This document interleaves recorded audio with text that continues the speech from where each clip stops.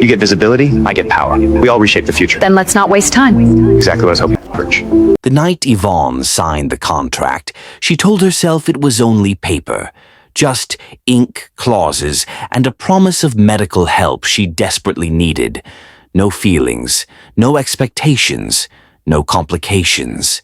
She didn't even look at the man across the table when she signed the billionaire donor with the unreadable eyes and a reputation for control. She told herself she didn't need to know him. She only needed his help. She didn't expect him to show up when her ex started calling at midnight. She didn't expect his voice to steady her when fear wrapped around her chest, and she definitely didn't expect the way his gaze softened the first time he heard her whisper, "I'm pregnant." By the time the world began asking questions, by the time cameras waited outside the gates, and her past came back demanding answers, Yvonne realized the truth was far more dangerous than any rumor. The man who was supposed to be nothing more than a donor was willing to burn everything down to protect her. And she was already falling for him. Yvonne Hale had always believed life followed rules. Study hard. Love honestly. Work until your hands ached and your dreams softened into something reasonable. She believed in order the way some people believed in God. That belief shattered the day her doctor folded his hands and said gently, "Your ovarian reserve is critically low. It's a condition known as premature ovarian failure." The words sounded clinical, harmless even, but they landed like a sentence. She remembered nodding too much, asking too few questions, staring at a framed watercolor of flowers on the wall while her future quietly collapsed. She was 32, healthy by every visible measure, and yet her body had already begun closing a door she hadn't realized was on a timer. That night, Yvonne sat alone in her apartment, the hum of the refrigerator louder than it had ever been. She pressed a hand to her stomach. Not because there was life there, but because she wanted there to be, had always wanted there to be. Her phone buzzed, a notification she hadn't expected. From a name she hadn't spoken aloud in nearly a year, Marcus Reed posted a new photo. She shouldn't have clicked it. She did anyway.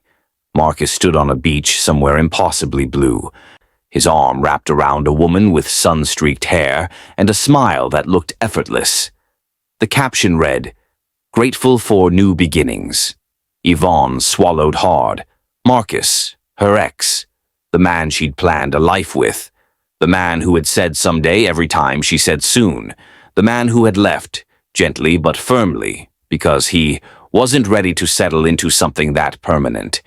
And now, here he was, settled. Her chest tightened as she scrolled further and saw the comments. "Are you two expecting? She's glowing." "So happy for you both." Yvonne dropped the phone onto the couch as if it had burned her. The humiliation came second.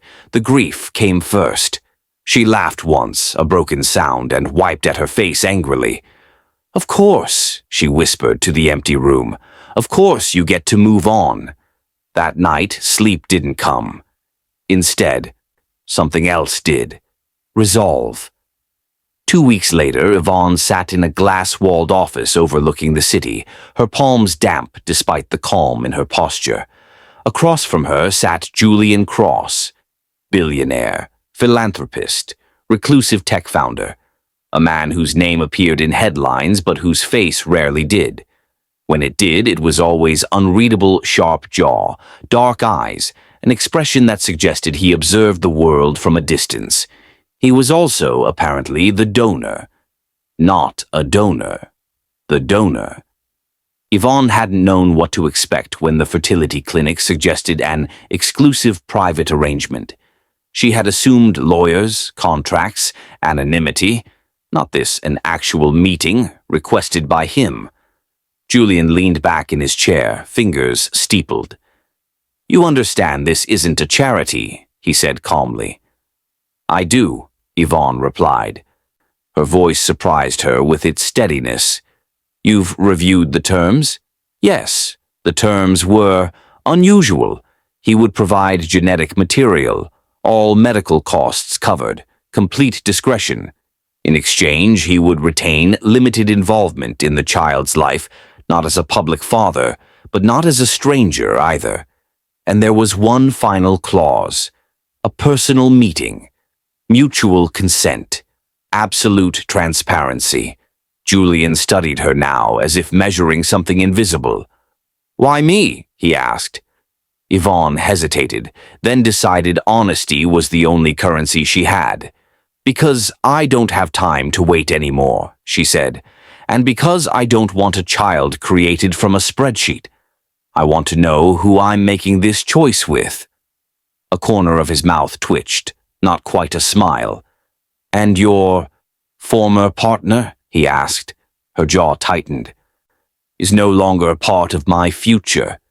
Julian nodded once. "Good," she blinked. "Good? Clean beginnings matter," he said simply. Silence stretched between them, not awkward, but charged. Yvonne became acutely aware of him then. The quiet authority in the way he sat, the faint scent of something woody and warm, the intensity of his gaze, not predatory but perceptive. This was not how she had imagined this journey starting. "Tell me why you want this," Julian said. She swallowed. "Because I've wanted to be a mother since I was young. Because I don't want fear or timing or someone else's indecision to take that from me. And because I'm not doing this out of desperation. I'm doing it out of choice." He regarded her for a long moment. Finally, he nodded. "Then we can proceed." Relief flooded her so fast she almost laughed, but then he added, "There will be conditions." She straightened. "I expected that. You will live in one of my residences during the process." Her eyebrows shot up. "Excuse me." "For medical monitoring and privacy," he said calmly. "And because once this begins, attention will follow. I won't have you exposed to speculation or pressure." "That sounds like house arrest," she said sharply. "It's protection," he countered, "and optional. You may decline." She hesitated. Every sensible instinct told her to walk away. Every deeper instinct, the one rooted in years of longing, told her this was the doorway she'd been praying for. "How long?" she asked. "Until the pregnancy is stable." Yvonne exhaled slowly. "Fine." Julian studied her again, something new flickering behind his eyes. "Respect, perhaps." "Then we have an agreement," he said. "Pending legal signatures." He stood and extended his hand. She took it. His grip was warm, steady. For just a second too long, their hands remained joined, and in that moment Yvonne felt something shift, something that had nothing to do with contracts or clinics. The house was nothing like she expected. She had imagined sterile luxury. Instead, the estate sat nestled against a wooded ridge, modern but warm, glass and stone softened by greenery and light.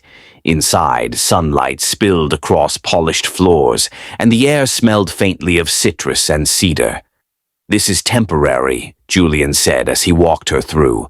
"You'll have your own wing. Staff is minimal. Your privacy comes first." Yvonne nodded, trying not to stare. Her room overlooked a garden. There was a small sitting area, a writing desk, and a balcony with a view of the city far below. It felt safe. Too safe. That night, she unpacked slowly, her emotions tangling into something she couldn't name. She reminded herself why she was here. This wasn't a fairy tale. This was a medical decision. Still, when she lay in bed, she couldn't sleep. Her phone buzzed again. A message from an unknown number. "Marcus. Hey, I heard from someone you've been asking about fertility clinics. Are you okay?" Her fingers hovered over the screen. She almost replied.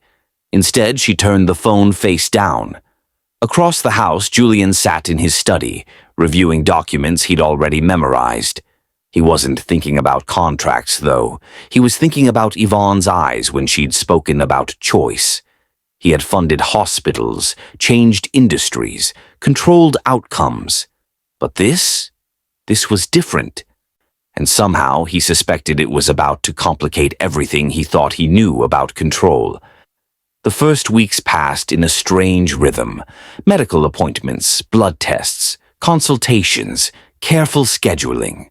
Yvonne learned the house's quiet language, the way the light changed in the mornings, the soft footsteps of staff who never lingered, the distant sound of Julian's piano late at night. She hadn't expected that.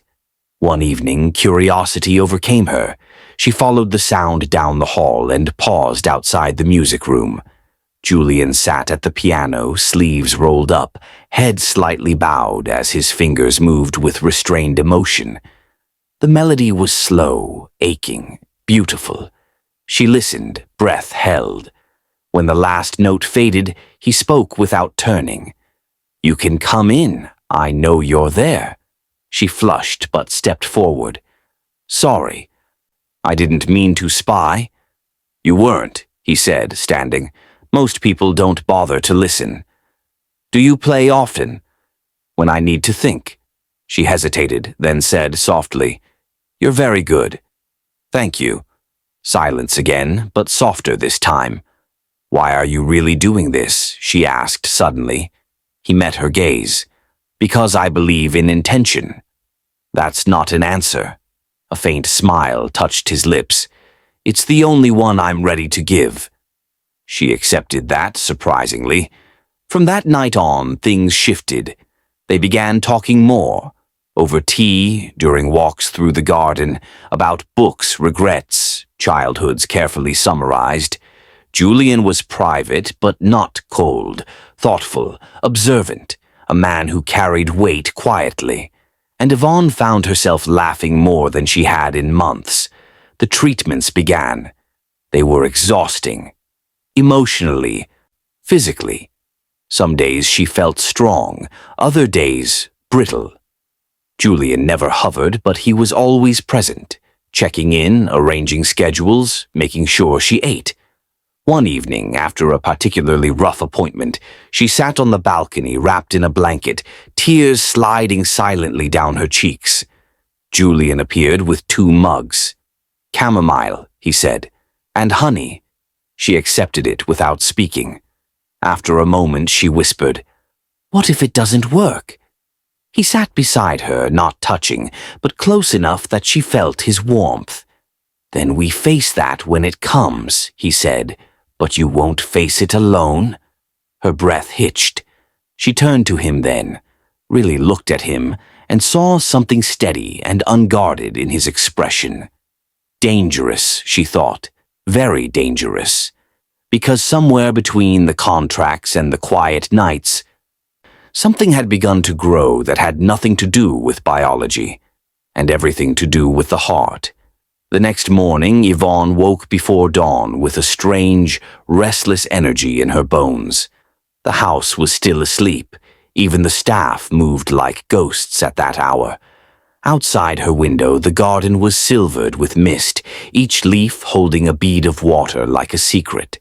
She padded barefoot into the kitchenette in her wing, intending to make tea. Julian was already there. He stood at the counter in a charcoal t-shirt, hair slightly tousled in a way that made him look less like a headline and more like a man who actually slept, sometimes. He was pouring coffee, unhurried, as if he belonged to the quiet. He glanced over. "You're up early." "So are you," she said, trying for casual. He offered her a second mug. "Decaf." "You've been drinking too much caffeine." Yvonne blinked. How would you know?" "I pay attention." Her throat tightened at that. Such a simple sentence, such a loaded one. She took the mug. "Thanks." They stood in silence for a moment, the kind that didn't ask to be filled. Then Julian said, "Today is the first retrieval." "I know," she replied, but her voice came out thinner than she wanted. His gaze flicked to her face. "Are you afraid?" Yvonne's instinct was to joke, to deflect, to say, "No, I'm fine, totally fine," the way she had trained herself to say for years. But Julian's eyes didn't let her. She exhaled slowly. "Yes." He nodded like that was a reasonable answer, because it was. Then be afraid. It won't change the outcome. That's not comforting. It's honest, he said, then added quieter. And I'll be there. Yvonne's fingers tightened around the warm mug. You don't have to be. I know. The way he said it, that calm certainty, made her chest ache in a way she didn't want to examine too closely. The clinic was immaculate. Soft lighting, neutral colors, the scent of antiseptic and lavender attempting to coexist. Yvonne lay in a private room, an IV in her arm, a nurse adjusting the blanket over her legs.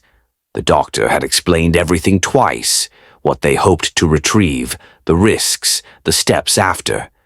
Julian stood near the window, hands in his pockets, expression unreadable. Do you want me to go? He asked without turning. Yvonne looked at the ceiling, then at the nurse, then back at him. No, she said, surprised by the immediacy of her answer. Julian turned slightly, and for the first time since she'd met him, she seemed uncertain, not fearful, just human. The sedative began to wash over her like a slow tide. As her eyelids grew heavy, she whispered, If this doesn't work, I don't know what I'll do. Julian stepped closer, his voice low. Then we try again, and if we can't, we find another way. But you won't be left alone in the dark. Yvonne's eyes stung. Why are you being kind? His gaze held hers. Because I'm not a machine, Yvonne. And then her world blurred into sleep. She woke with a dull ache and cotton mouth. A nurse smiled. You did great. We retrieved 8. Yvonne blinked. 8? That's a good number, the nurse said warmly. Relief crashed through her so hard she almost sobbed. Julian stepped into her line of sight. 8, he repeated, as if tasting the number. That's progress. Yvonne's laugh came out shaky. I can't believe it. Julian's eyes softened. Believe it. She wanted to reach for his hand. Instead, she looked away because wanting was dangerous. The next few days were torture disguised as waiting. Fertilization updates came in slow increments. Yvonne tried to occupy herself with books, with walks, with anything that wasn't staring at her phone until her eyes ached. Julian didn't hover, but he was there, always there in the background like gravity. On the 3rd day, the clinic called. The nurse sounded cheerful. We have 4 strong embryos. Yvonne's knees went weak. 4? Yes, we'll continue monitoring development, but it's a very promising start. After she hung up, she stood in the hallway of the estate, phone pressed to her chest, trembling. Julian came around the corner and stopped when he saw her face. What? She stared at him, and all her careful composure broke. 4, she said breathlessly. We have 4. For a second, Julian simply looked at her, like he was absorbing something unfamiliar. Joy. Then he crossed the distance between them and, without asking, wrapped his arms around her. Yvonne froze. Julian's embrace was firm, controlled, but not cold.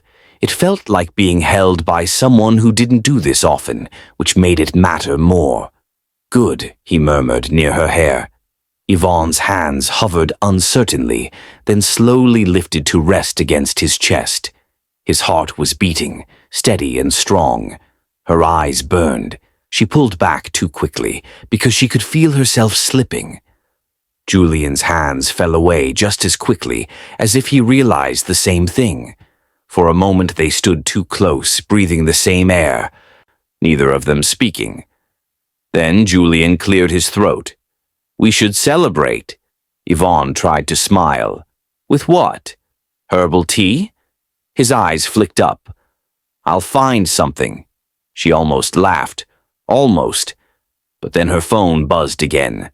Another unknown number. This time a photo came through. Marcus, standing outside a building she recognized immediately. Her old apartment complex. The message beneath it made her blood run cold. Marcus, we need to talk. I know you're hiding something. Call me. Yvonne's stomach twisted. Julian noticed her expression. What is it? Yvonne hesitated. Nothing. His eyes narrowed. That's not true, she swallowed. It's my ex. Julian's jaw tightened almost imperceptibly. Reed. You know him? She asked before she could stop herself. Julian's gaze sharpened. I know of him. Of course he did. Julian Cross knew of everyone who mattered in the city, everyone with influence, everyone who could be a threat. He's been texting, Yvonne admitted quietly. I didn't respond. Don't, Julian said, voice controlled. Yvonne bristled. I can handle Marcus. Julian's eyes flashed. I'm sure you can, but I don't tolerate interference. The intensity of that sentence made her pulse jump. Julian, she said carefully, this is my life. I don't want you fighting battles for me. He stared at her for a long moment, then exhaled slowly. Fine, but you tell me if he escalates. Yvonne nodded, even though part of her didn't want him involved, because part of her wanted him involved too much. The embryo transfer was scheduled for the end of the week. The night before, Yvonne couldn't eat, couldn't sit still.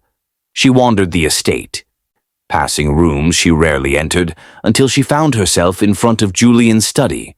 The door was slightly open. Light spilled into the hallway.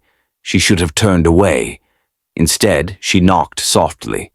Come in, Julian's voice called. Yvonne stepped inside. Julian looked up from his desk. Papers were neatly stacked, but his tie was loosened, and the sleeves of his shirt were rolled up again.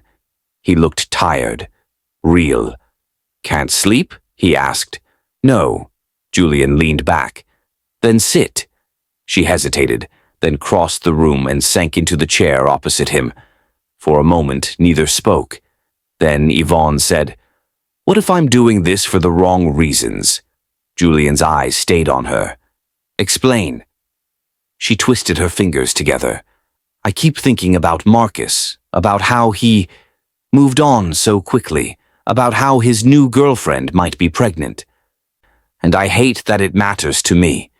Julian's gaze didn't waver. It matters because it hurt you. Yvonne's laugh was bitter. It matters because I want to win. Julian's expression shifted, something darker passing through it. Having a child isn't a competition, he said quietly. I know, she whispered. That's why I'm scared. Because what if part of me is doing this to prove something? Julian stood. He came around the desk, slowly, stopping in front of her chair. Yvonne looked up at him, heart hammering. Julian crouched down slightly so they were closer to eye level, his voice low.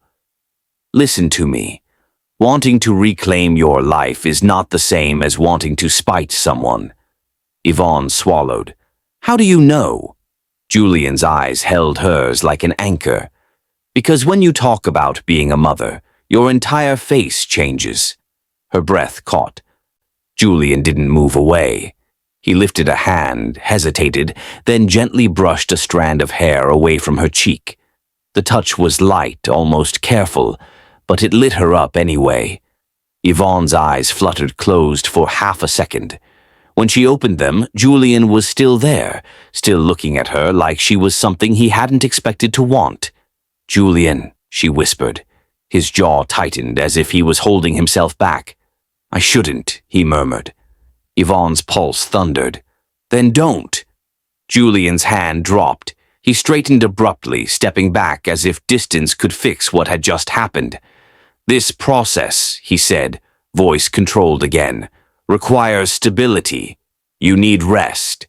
Yvonne stood too, anger and humiliation flaring. So I'm a project now? Julian's gaze snapped to hers. No. Then what? She demanded. Because you're not acting like a donor, Julian. You're acting like... He cut her off, his voice sharp. Like what, Yvonne? She froze, because she didn't know how to say it without making it real. Like someone who cared, like someone who wanted her, like someone who might break her if she let him. Yvonne's throat tightened. Forget it.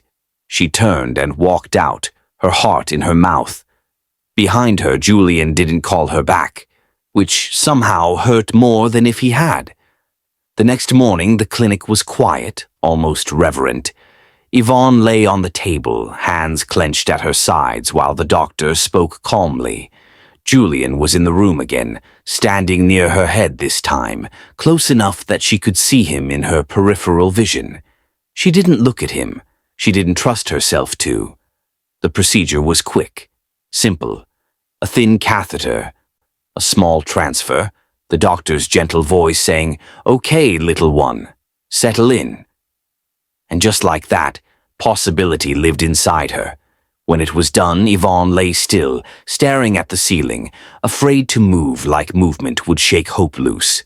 The nurse smiled. "You did great. Now we wait." Wait. The word was torture. Julian walked her out of the clinic, his hand hovering near her back but not touching. When they reached the car, he finally spoke. "You don't have to talk to me." Yvonne's throat tightened. "I wasn't planning to." Julian nodded as if accepting the punishment. Fair. She looked away. On the drive back, her phone buzzed again. This time it wasn't a message. It was a call. Marcus Reed. Yvonne stared at the screen, her stomach twisting. Julian's eyes flicked to the phone. "Don't." Yvonne's jaw tightened. "It might make him stop if I answer." Julian's voice went dangerously calm. "Or it might encourage him." Yvonne's finger hovered over the accept button. Then her phone buzzed again. Another incoming message. This one from an unknown number. A photo. It was a picture of her, leaving the clinic, getting into Julian's car. A caption beneath it. "Who's the mystery man, Yvonne?" Her blood turned to ice. Julian's face hardened instantly. He hired someone. Yvonne's hands trembled. How did he find me?" Julian's jaw flexed. "Because you underestimated him."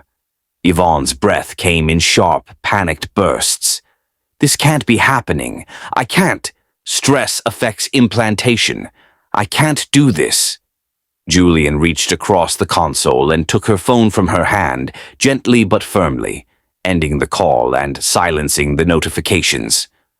"Look at me," he said.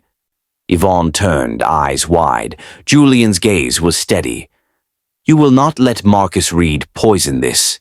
Tears stung her eyes. "I don't know how to stop him."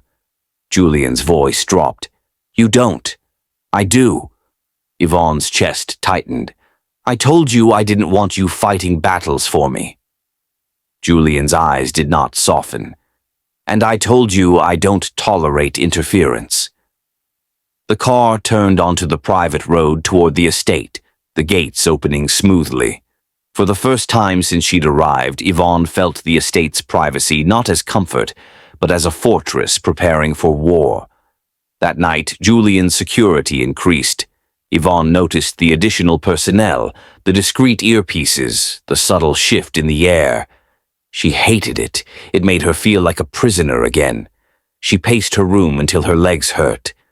A knock came at her door. She opened it to find Julian standing there, holding a small velvet box.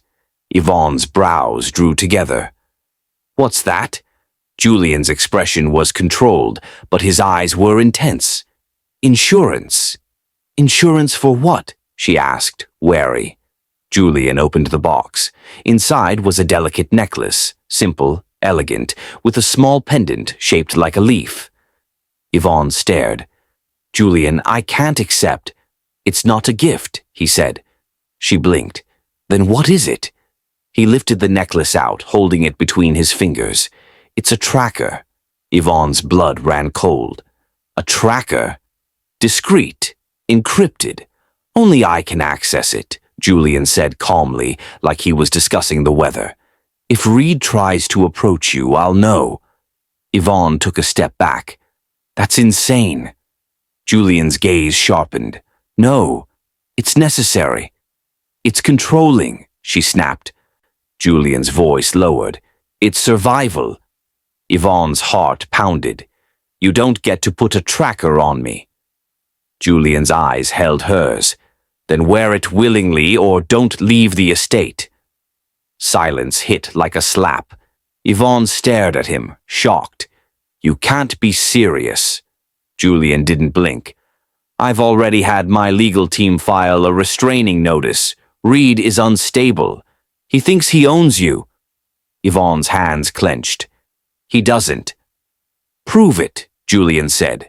The words were harsh, but underneath them she heard something else. Fear, not for himself, for her. Yvonne's anger faltered. Julian stepped closer, holding the necklace out. I'm not trying to cage you, Yvonne. I'm trying to keep you alive long enough to have the future you want. Her throat tightened. Alive? Julian's eyes darkened. I investigated him. There are things you don't know. Yvonne's skin went cold. What things? Julian hesitated, then said, Later. Not tonight. Yvonne stared at the necklace, her breathing unsteady. Finally, with shaking fingers, she took it. Fine, she whispered, but this doesn't mean you get to control me. Julian's gaze softened just a fraction. It means you get to be safe. He lifted his hands slightly. May I? Yvonne hesitated, then turned around slowly, gathering her hair to the side. Julian stepped close enough that she felt his breath at the back of her neck. His fingers brushed her skin as he fastened the clasp. The touch was purely functional. It still made her shiver. When he finished, his hands lingered a second too long. Yvonne's voice came out barely audible. Julian. He inhaled sharply as if fighting himself. Then he stepped back. Rest, he said, and he left. Yvonne stood alone in her room, the pendant cool against her collarbone, her heart pounding like she'd just survived something, or stepped into something. 2 days later, the world shifted again. Yvonne was in the garden when her phone rang, this time from the clinic. She froze before she answered. Hello? The nurse's voice was bright. Yvonne, we have your blood test results. Yvonne's knees went weak. Okay. A pause, brief, dramatic, full of meaning. Then, congratulations, you're pregnant. The world went silent. Yvonne's mouth opened, but no sound came out. Tears blurred her vision instantly. Are you sure? We're sure, the nurse laughed gently. Your levels are strong. We'll retest in 2 days, but this is a very good sign. Yvonne sank onto the stone bench, shaking. After she hung up, she sat there with tears streaming down her face, hands pressed to her stomach. Life, inside her, against all odds. A shadow fell across her. Julian stood there, face unreadable. Yvonne looked up, lips trembling. It worked. Julian stared at her. For a long moment he didn't speak. Then his shoulders seemed to loosen, as if he'd been holding tension for weeks. Say it again, he said quietly. Yvonne's laugh turned into a sob. I'm pregnant, Julian. Something raw flashed in his eyes. Relief, awe, something that looked like hunger and fear braided together. He crouched in front of her again, but this time he didn't stop himself from touching her. His hands gently framed her face. Yvonne's breath hitched. Julian's voice was hoarse. You did it. No, she whispered. We did. Julian's gaze locked on hers, and then finally, the line snapped. He kissed her. It wasn't gentle. It wasn't careful. It was a kiss that tasted like weeks of restraint and nights of loneliness and an emotion he'd tried to bury under contracts. Yvonne gasped against his mouth, her hands gripping his shoulders like she was afraid he'd disappear. For a second, everything felt perfect. Then reality slammed back in. Yvonne pulled away abruptly, trembling. We can't. Julian's forehead rested briefly against hers, his breath uneven. Tell me you don't want this. Yvonne's eyes filled again. I do. Julian's hands tightened gently. Then why can't we? Because she was pregnant with his child by agreement, because her body was fragile right now, because love, if that's what this was, would complicate everything, because Marcus existed, because the world would tear them apart if it found out. Yvonne swallowed hard. Because if this becomes real, I don't know what you'll do when it gets hard. Julian's eyes turned flinty. You think I run when things get hard? Yvonne's voice cracked. Everyone else did. Something shifted in Julian's expression. Pain, maybe. Understanding. He exhaled slowly and released her face, stepping back. Then I'll prove you wrong, he said quietly. Before she could respond, a voice cut through the air. A shout, distant but sharp. Yvonne turned toward the front gate, heart pounding. Security radios crackled. Julian's head snapped up, and then she heard it again. Yvonne! Her blood turned to ice. Marcus. Julian's face hardened like stone. He stood, already moving, his voice low and lethal. Stay here. Yvonne's breath came in a panicked rush. Julian. He looked back at her, eyes dark. I'm not asking. And then he strode toward the gate like a man walking into a storm. The sound of Marcus's voice cut through the garden like a blade. Yvonne.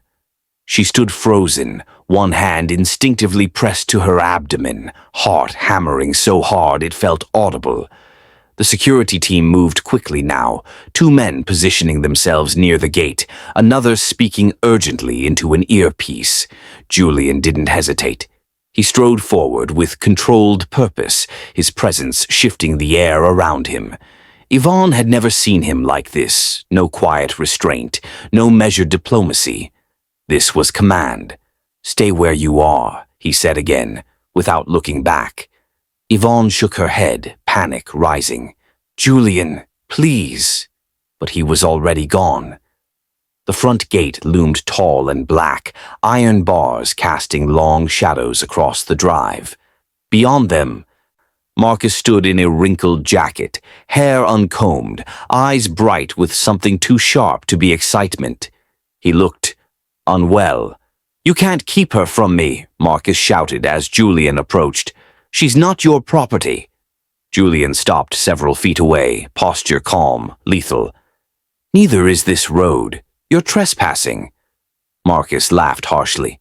You think money lets you decide who she talks to? Julian's gaze was ice. I think your behavior has crossed from inappropriate into dangerous. Marcus took a step forward and security shifted instantly. Don't touch me, Marcus snapped. I just want to talk to her. You've done enough talking, Julian replied. You've harassed her, followed her, and violated her privacy. Marcus scoffed. You mean you helped her hide from me? You swooped in with your money and your secrets. What are you? Her handler now. Julian's jaw tightened. I'm protecting her. Marcus barked a laugh. From what? From the truth. Julian didn't respond. Marcus leaned closer to the gate, eyes wild. I know what this is. I know she's pregnant. Julian's expression didn't change, but something in his eyes darkened. Marcus smirked. Yeah, thought you could keep that quiet? I have sources. You have delusions, Julian said coldly. Is it mine? Marcus demanded suddenly. Is that why she's hiding? Because she didn't know how to tell me? Julian's voice dropped, dangerous and quiet. You will not speak about her body again. Marcus slammed a hand against the gate. You think you can buy your way into her life and erase me? Julian stepped closer. You erased yourself. The tension crackled. Yvonne watched from a distance, heart pounding. Every instinct screaming to intervene. She hated this, hated being the object in a standoff, hated the fear curling in her stomach. She started forward. Yvonne, one of the guards warned. She ignored him. Marcus, she shouted. Both men froze. Julian turned sharply. I told you to stay back. I'm not a child, she snapped, her voice shaking but loud. And this is my mess to end. She walked toward the gate, her steps unsteady but determined. Julian moved to intercept her, but she stopped in front of him, looking up. "Please," she said quietly. "Let me talk." His jaw flexed. "He's not safe." "I know," she whispered, "but I need him to hear me." A long, terrible pause. Then Julian nodded once, reluctantly. 5 minutes, and I stay right here. Yvonne turned to Marcus, her heart aching at the sight of him. He looked thinner, older. Nothing like the man she once loved. "Why are you doing this?" she asked softly. Marcus's expression cracked. "Because you disappeared. Because you wouldn't answer me. Because suddenly you're living behind walls and guards like you're someone else's." "I didn't disappear," she said. "I moved on." "You didn't even give me a chance," he snapped. "I told you I wasn't ready. Not that I didn't want you." Yvonne shook her head. "You said someday for 3 years, Marcus. You said it while I cried in bathrooms after doctor appointments. You said it while I begged you to even talk about children." His jaw tightened. "I needed time, and I didn't have any," she said quietly. Silence stretched between them. Marcus's eyes flicked to her stomach. "Is it mine?" Yvonne swallowed. "No." The word landed heavy. Marcus stared at her. "You're lying." "I'm not," she said steadily. "This pregnancy has nothing to do with you." His face twisted. "So what? Some donor? Some stranger?" Julian shifted subtly closer. Yvonne lifted her chin. "It's my choice." Marcus laughed bitterly. "You always said you wanted a family. This isn't a family, Yvonne. This is desperation." Something inside her snapped. "No," she said, voice trembling but strong. "What was desperate was begging someone who didn't want the same future. What I'm doing now is survival." Marcus opened his mouth and closed it again. "You don't get to rewrite our past to make yourself feel better," she continued. "You left. You chose freedom, and now I'm choosing myself." His eyes flickered with something like regret. "You could still come back." Yvonne felt a strange calm settle over her. "I don't want to." The words felt like a door closing. Marcus stared at her for a long moment, then laughed quietly, hollow. "So that's it. You're really choosing him." Yvonne hesitated. She glanced at Julian, who stood silent, watchful, giving her space to speak for herself. She turned back to Marcus. "I'm choosing my life?" Marcus's shoulders slumped. The fight seemed to drain out of him all at once. "You'll regret this," he muttered. Julian stepped forward instantly. "That's enough." Marcus looked up sharply. "You think you've won?" Julian's voice was low and absolute. "This isn't a game." Security moved in, guiding Marcus back from the gate. He didn't resist this time, just looked at Yvonne once more, long and wounded, before turning away.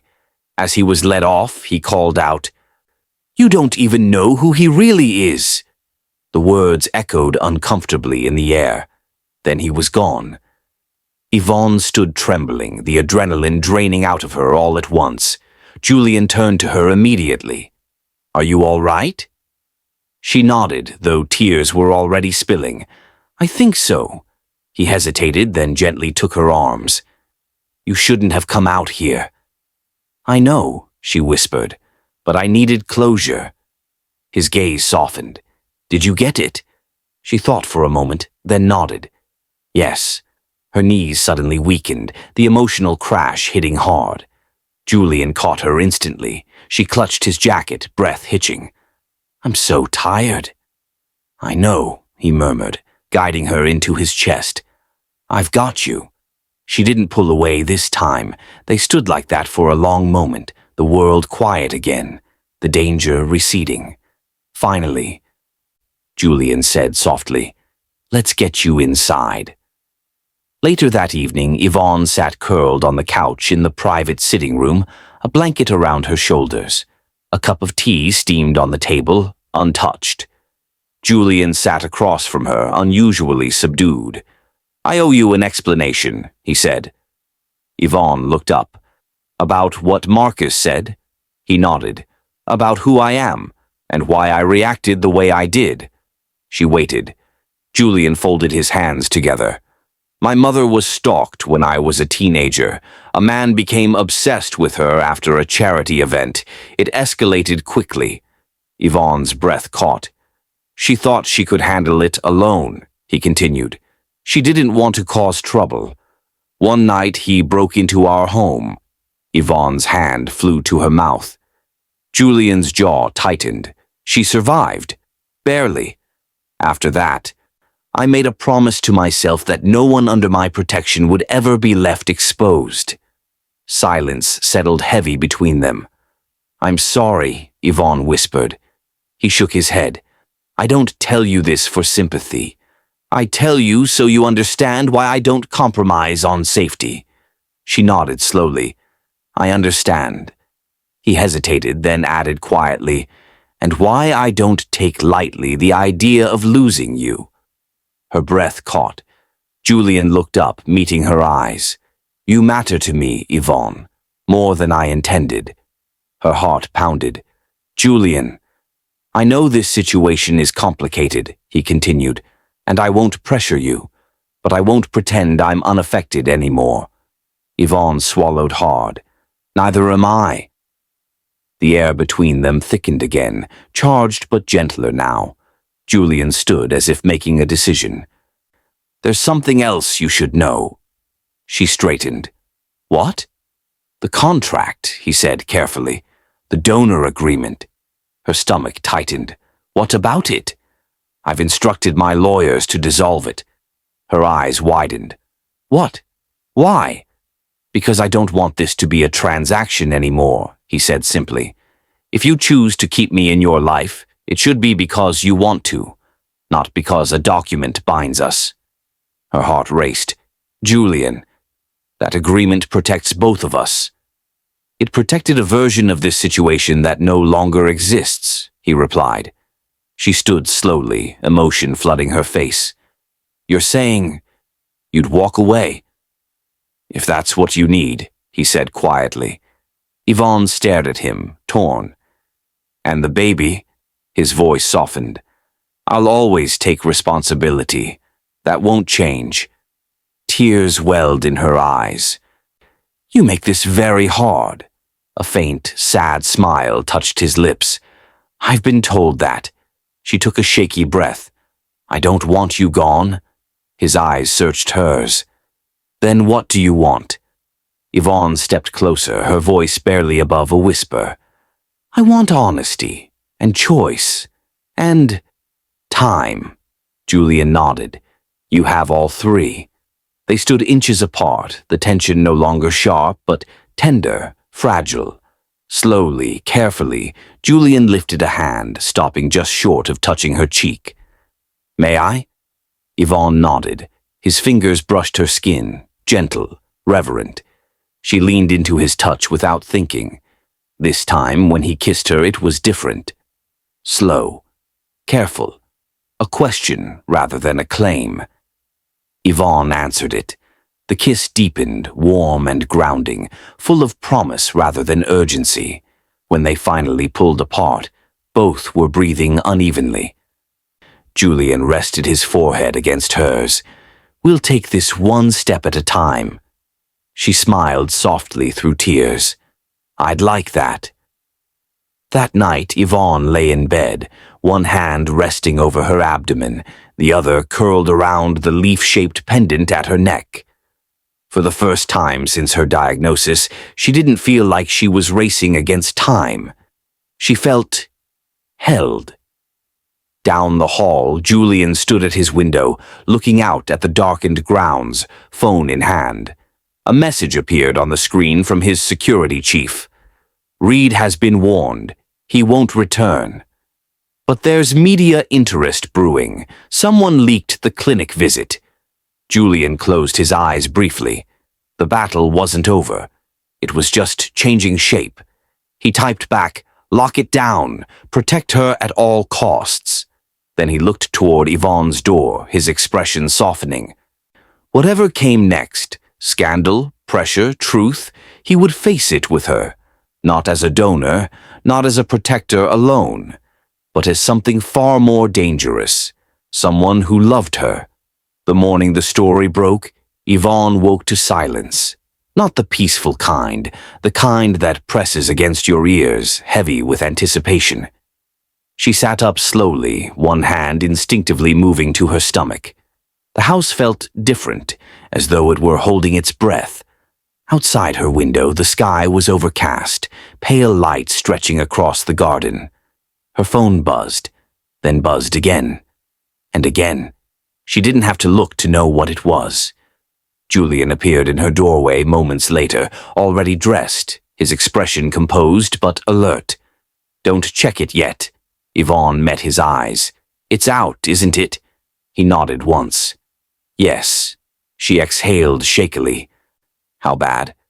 "Bad enough to trend, not bad enough to destroy you." She let out a quiet, humorless laugh. "That's comforting." Julian crossed the room and sat beside her on the bed, careful, grounded. "They have a story but not the whole one, and they don't control the ending." Yvonne studied him. "You sound very sure." "I am." She searched his face. "You've done this before." He didn't deny it. "Crisis management is part of my world." "And me?" she asked softly. "Am I just another problem to manage?" His jaw tightened. "No." He took her hand, warm and steady. "You're the reason I'm willing to burn my usual rules." Her breath caught. "Talk to me," she whispered. "What happens now?" Julian didn't dodge it. "The media will speculate. They'll invent motives. They'll try to make you a symbol instead of a person." She swallowed. "And you?"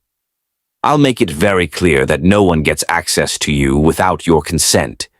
His thumb brushed her knuckles. "And when the time comes, we'll tell the truth on our terms."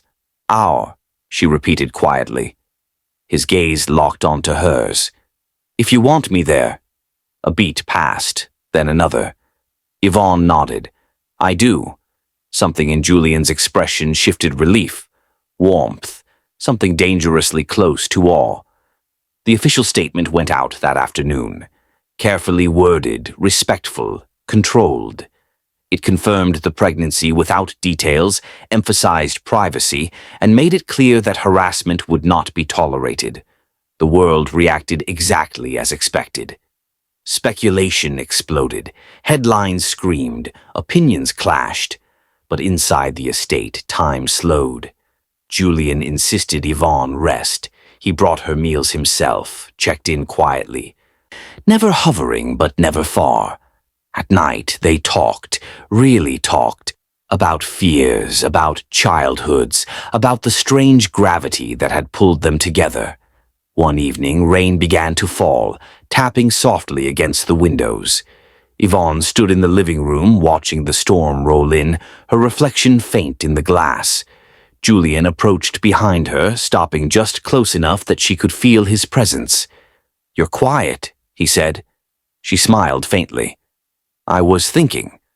"Dangerous," he replied lightly. She laughed, then sobered. "Do you ever wonder what would have happened if we'd met under normal circumstances?" Julian considered it. "I think we would have circled each other, resisted, made excuses. And then?" He smiled faintly. "Eventually failed." She turned to face him. "I'm scared, Julian." "I know. Of the world. Of doing this wrong. Of losing myself again." He lifted his hand slowly, giving her time to pull away. She didn't. His fingers brushed her cheek, grounding and warm. "You're not disappearing this time," he said quietly. "You're becoming." Her eyes shimmered. "And if I fall apart?" "Then I'll sit with you in the pieces," he said. "I'm not afraid of mess." Her breath caught. The air between them thickened, not with urgency, but with something deeper, heavier, charged. Yvonne whispered, "You don't have to carry this with me." "I want to." She searched his face, every line, every shadow, as if memorizing him. "Julian." "Yes?" "If we cross this line, there's no pretending anymore." His voice dropped. "I stopped pretending a long time ago." The silence stretched, electric. Then she leaned forward. Their foreheads touched first. A soft collision of breath and intention. She felt his exhale tremble against her skin. He didn't rush, didn't take. He waited. Yvonne closed the final distance. The kiss was slow, deliberate, not hungry, but inevitable. It carried all the fear they hadn't said aloud, all the hope they were afraid to name. His hand came to rest at her waist, steadying her, grounding her. She sighed softly against him, a sound full of surrender and trust. When they finally pulled back, they stayed close, foreheads touching, breaths mingling. Julian whispered, "Tell me to stop." She shook her head. "Tell me to slow down." She smiled faintly. "Stay." His eyes softened in a way that made her chest ache. "I'm not going anywhere," he said. Outside, thunder rolled low and distant, like a promise. Days passed, the world remained loud. But inside their small orbit, something quieter and stronger took root. Yvonne began to feel different, not just physically, but emotionally. More anchored, less afraid. She started writing again, filling pages with thoughts and fragments of letters she never planned to send. Julian watched her with a kind of reverence, as though she were becoming something rare. One evening, as sunset painted the sky in gold and rose, Yvonne stood on the balcony, hands resting over her stomach. Julian joined her, slipping an arm around her shoulders. "She's going to be stubborn," Yvonne murmured. He smiled. "Then she'll fit right in." She laughed softly, then turned serious. "You're really staying?" He didn't hesitate. "Yes." She looked up at him. "Even when this gets harder." His thumb brushed her cheek. "Especially then." Her eyes filled again, happy tears this time. "Say it," she whispered. He tilted his forehead to hers. "We'll face it together." The words settled deep in her chest, warm and solid. Below them the city pulsed with noise and judgment and curiosity. But up here, wrapped in quiet and shared breath, there was only them. Only possibility. Only the slow, steady beat of a future forming. Yvonne leaned into him, letting herself believe, not just in survival, not just in love, but in something braver than both. Hope. And as the night closed around them, full of unspoken promises and unfinished dreams, one truth lingered. Bright, unresolved, irresistible. This was only the beginning.